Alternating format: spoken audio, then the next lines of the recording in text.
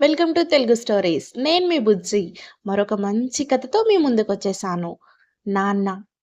నాన్నకు తన కూతురంటే ఎంత ప్రేమో, తనకున్న నాన్న కూతుర్ల మధ్య ఉన్న అఫెక్షన్ ఏంటో ఈ స్టోరీలో తెలుసుకుందాం.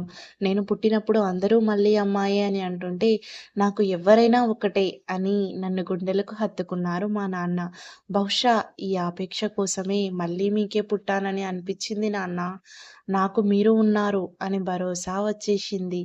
నాన్న మా కోసం కష్టపడుతూ, ఎక్కడో ఉద్యోగం చేస్తూ, ఏ అర్ధరాత్రో మీరు ముసుగు పడుకుంటే పొద్దున్నే చూసి ఆ ముసుగులో నేను దూరి మిమ్మల్ని హత్తుకొని అన్ని రోజులు బెంగ పెట్టుకున్నాను. మమ్మల్ని యాత్రలకు తీసుకెళ్ళి దేవుణ్ణి పరిచయం చేసి, అక్కడ షాప్స్‌లో నేను వేలితో ఏమి చూపిస్తే అవి కొనేవారు మా నాన్న.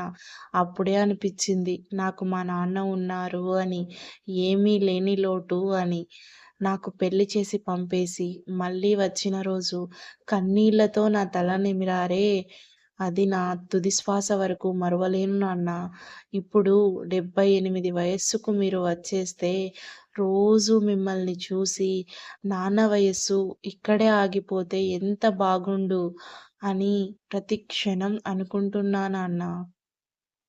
మీ మంచితనం, మీ ప్రేమ, మీ ఆపేక్ష నేను ఎన్ని వేల కోట్ల జన్మలెత్తినా తీర్చుకోలేని రుణం నాన్న. ఏమిచ్చి రుణం తీర్చుకోను? నేను మళ్ళీ మళ్ళీ మీకే పుట్టి మిమ్మల్ని నాన్న అని పిలవాలి. ఆ దేవుడు కనిపిస్తే మా నాన్నని చిరంజీవిగా దీవించమని అడగాలి. ఎంత బాగుంది కదండీ స్టోరీ. ఇట్లు మీ చిట్టి పాప బుజ్జి తల్లి. Thanks for watching it. Please subscribe my channel friends. Telugu స్టోరీస్‌లో చాలా మంచి కథలు మీ ముందు